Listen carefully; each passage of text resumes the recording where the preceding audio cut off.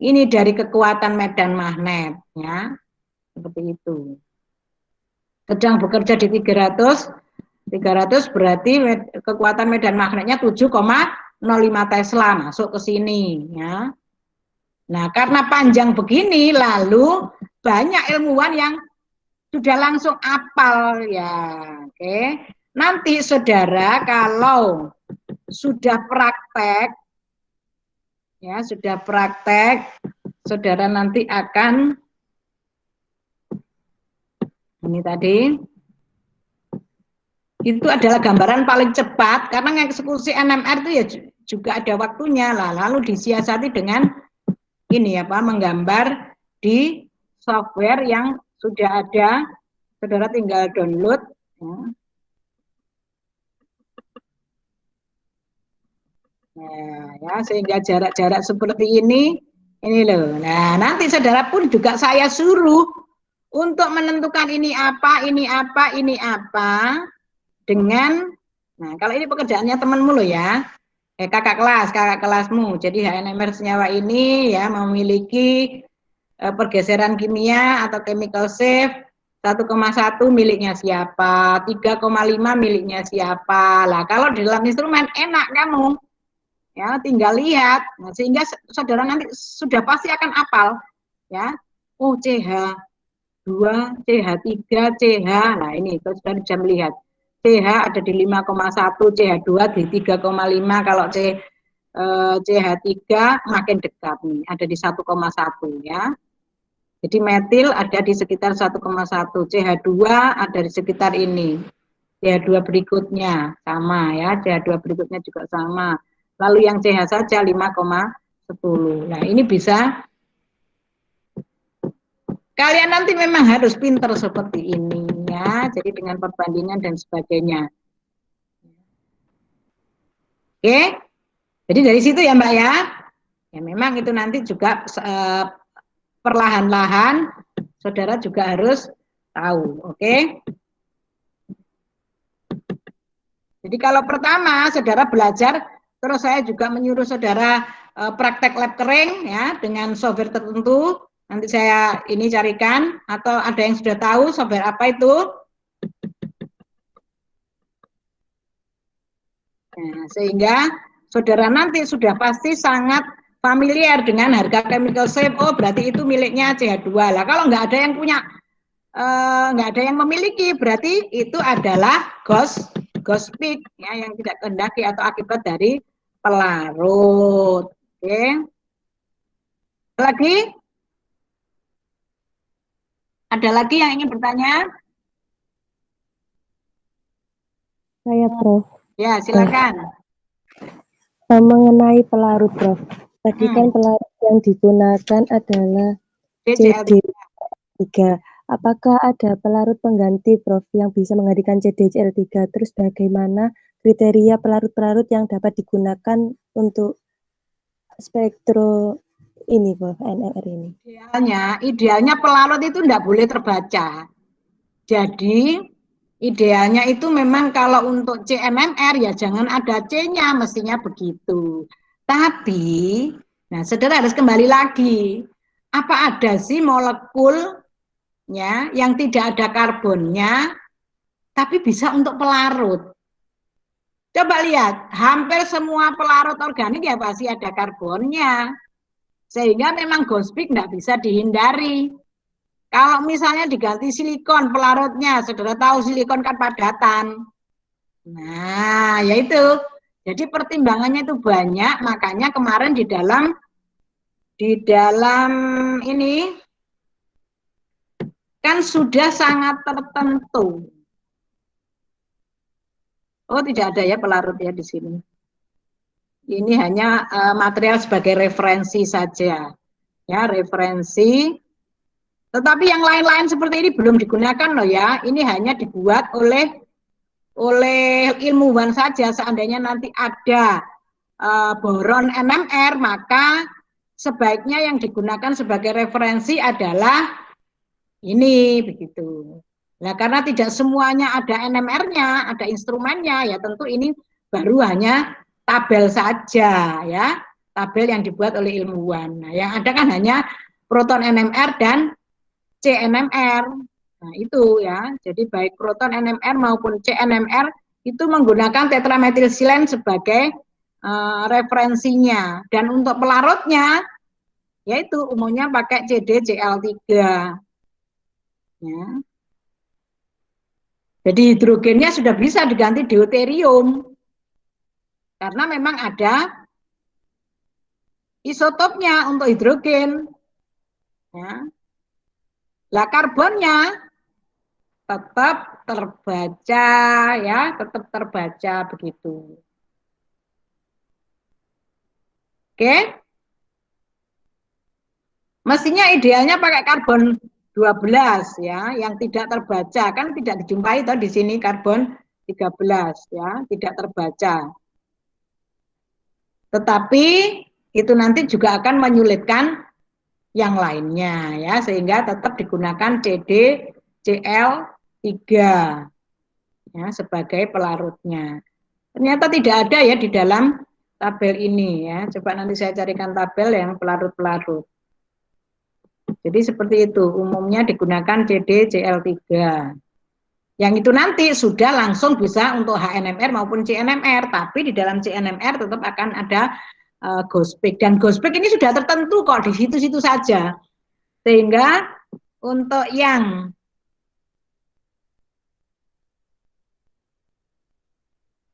chemical shape-nya untuk gospik, akhirnya ya diapalin aja lah oleh beberapa peneliti begitu. Saudara pun nanti juga siap-siap saja menghafal. Oh, ada di area sekitar berapa ini? 20, 60 ya. 60 untuk rentang 0 sampai 200. Kan tadi ada yang 0 sampai 10.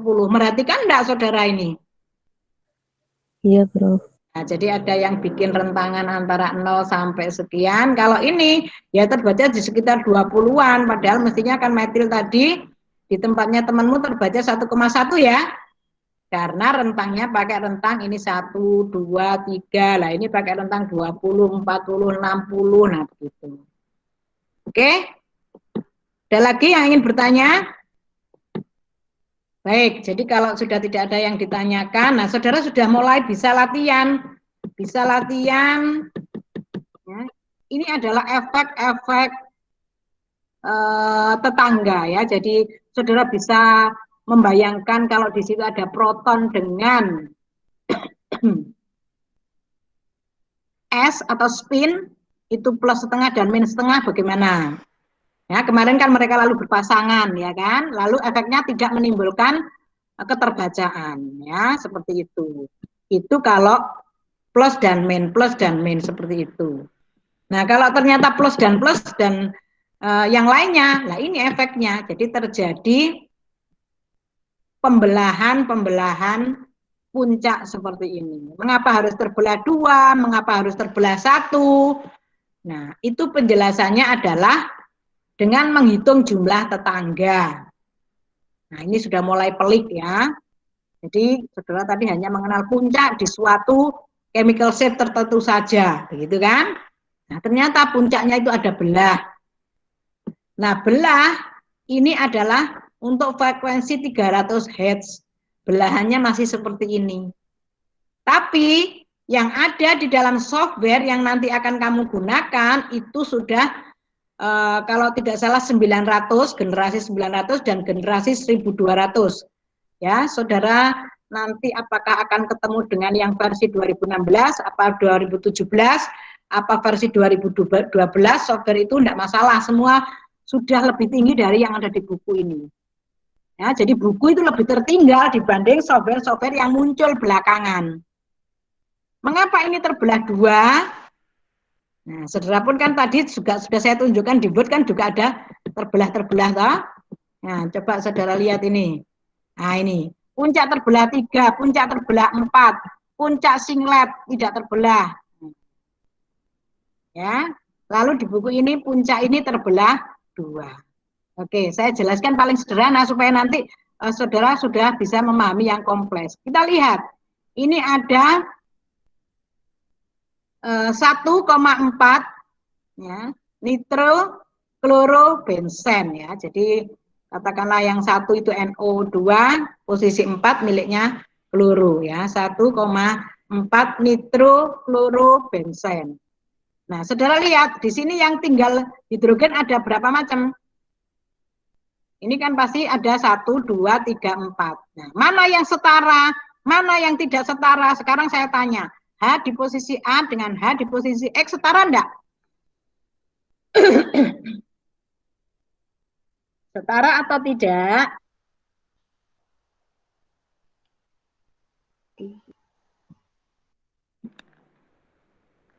Loh, jawaban.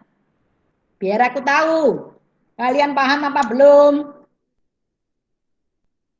Hidrogen yang ada, kalau tadi benzen belum tersubstitusi, ke-6-6-nya kan setara. Sekarang begitu tersubstitusi seperti ini, apakah H di posisi A dengan H di posisi X ini masih setara?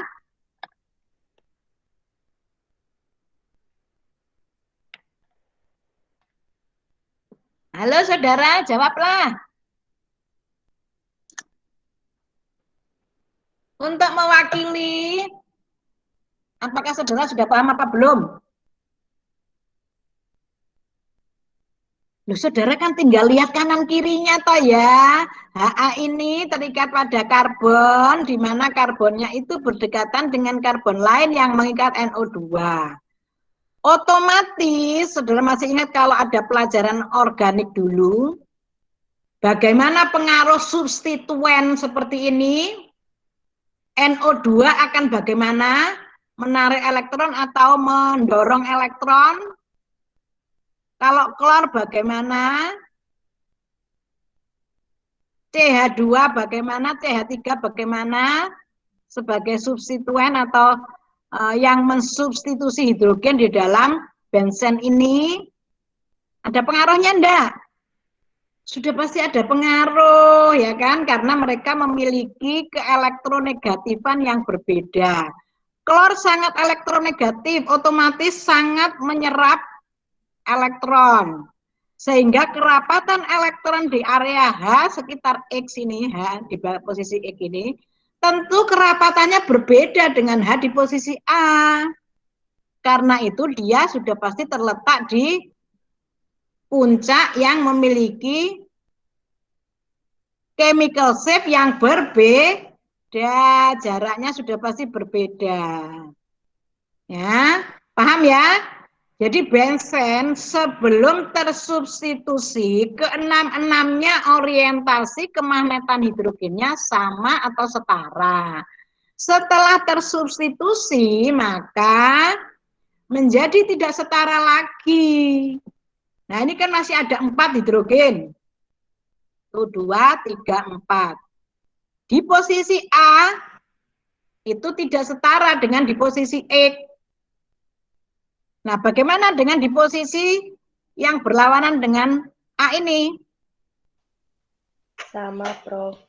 Sama dengan siapa? Ini sama dengan A. Lalu yang di sini sama dengan siapa? E. Oke. Jadi dari situ saudara sudah mulai paham orientasi kemagnetan. Bagaimana mengatakan itu sama atau setara dan mengatakan itu berbeda. Ya, kalau kita pasang lagi satu hidrogen di sini, kita lihat tetangganya adalah NO2 sama dengan ini. Ya, sehingga HA dengan hidrogen yang ada di sini setara. Berarti ada satu lokasi untuk keduanya ini, satu tempat, ya kan? Demikian pula dengan HX ini dengan hidrogen yang ada di sini juga setara, berarti hanya menjadi satu puncak saja meskipun 2 hidrogen. Ya, jadi keduanya ini akan memiliki orientasi yang sama. Ada 2 tipe HA, ada 2 tipe HX. Ya, berarti akan muncul sebagai 2 puncak yang berbeda chemical shape-nya ya, seperti yang tampak di gambar ini. Ya, Entah mana yang HA, entah mana yang HX. Ini yang dekat TMS, ini yang jauh. Kita harus melihat mana yang elektronegatifnya besar, itu yang menjauh. Cl apakah N? Cl apakah N? CL. Kalau kita melihat N ataupun Cl, ya tentu Cl lebih besar, ya kan? Cl lebih besar nariknya elektron dibanding dengan N. Nah, tetapi N ini kan ada oksigennya 2 yang juga punya elektronegativitas, ya.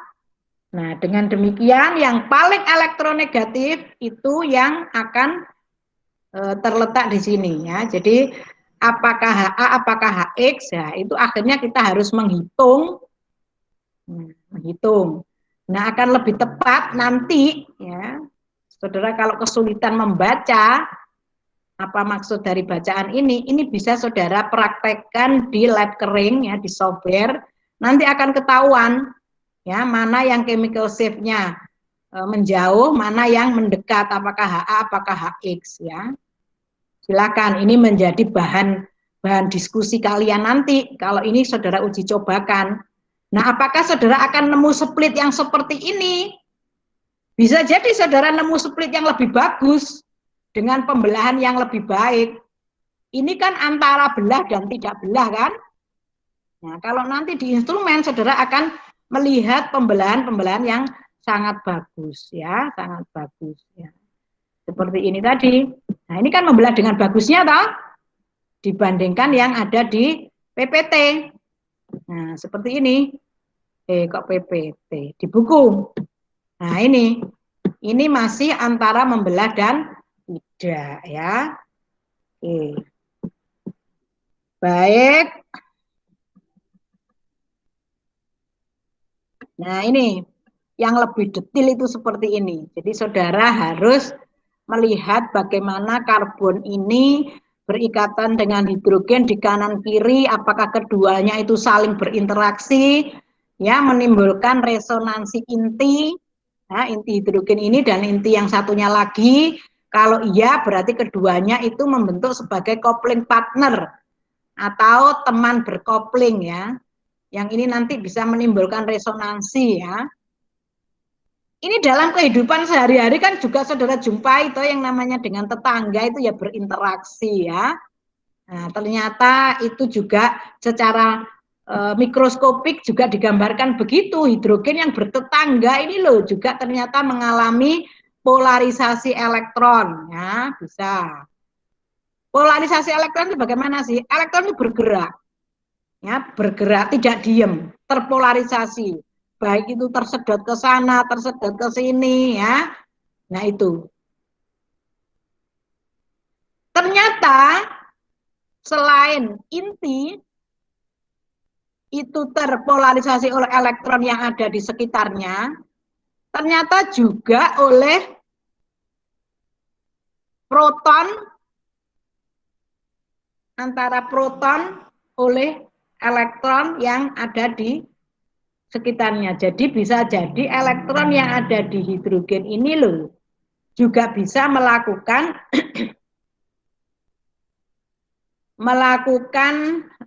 apa ya?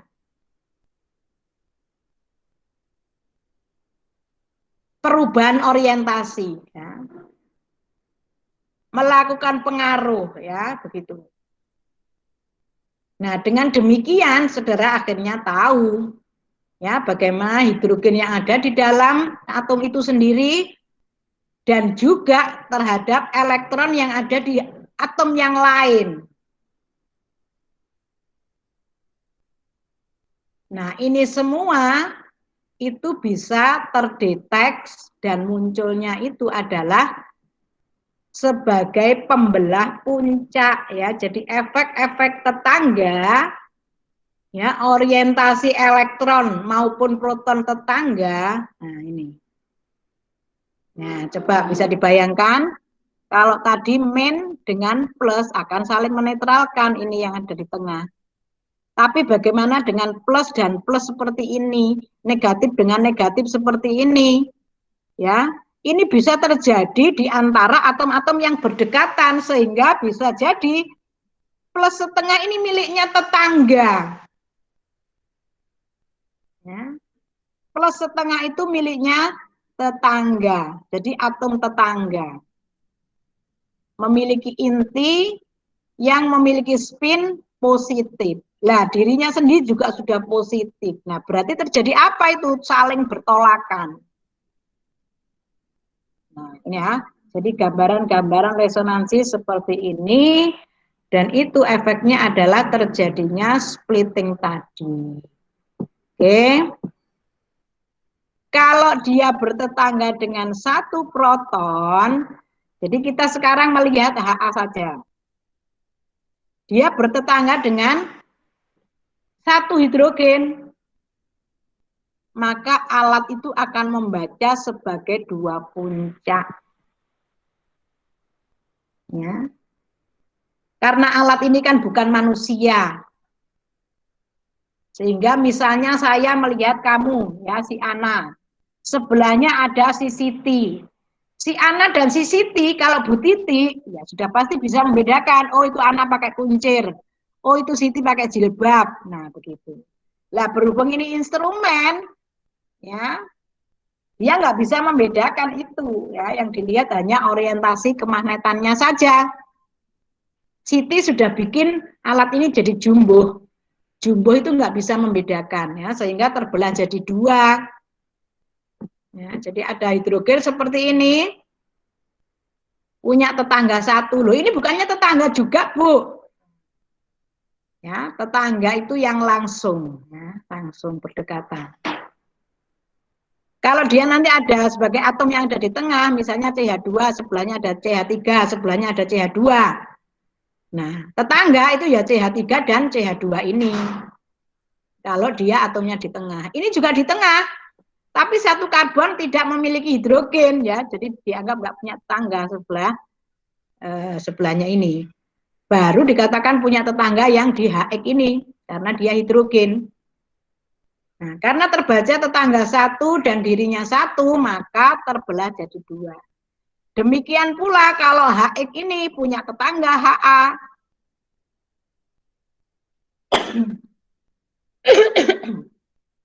Jadi juga terbelah jadi dua. Jadi makin banyak tetangga, nanti juga terbelah jadi banyak. Nah, kira-kira kalau yang terbelah jadi 3 ini berarti tetangganya berapa? Ayo. Terbelah jadi 3 ini berarti tetangganya berapa? 2, Prof. 2. Kalau terbelah jadi 4, tetangganya berapa? 3, Prof. Oke, berarti paham ya? Jadi kalau tetangga di kanan kirinya memiliki hidrogen berapa? Hidrogen 1, berarti akan terbelah jadi 2 puncaknya ini. Terbelah jadi 2 kita sebut sebagai duplet. Jadi kalau triplet berarti tetangganya 2. Kalau 4 itu apa ya namanya? Kuartet. Kuartet berarti tetangganya 3. Terus kalau 5 apa? Jangan bilang omelet ya.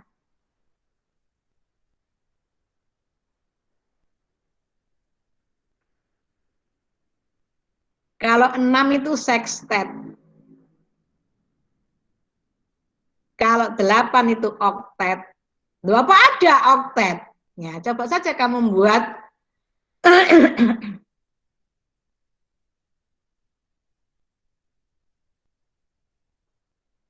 kiri 3, kanan 3, atas 2 lah. Itu kan sudah tetangganya 8, 3, 3, 2. Nah, berarti nanti malah terjadi berapa itu? 8 tambah 1, ya, belahannya ada 9. Nah, begitu ya. Oke. Jadi kita disuruh membaca saja loh. Kita harus tahu dasarnya. Nah, dasarnya loh seperti ini.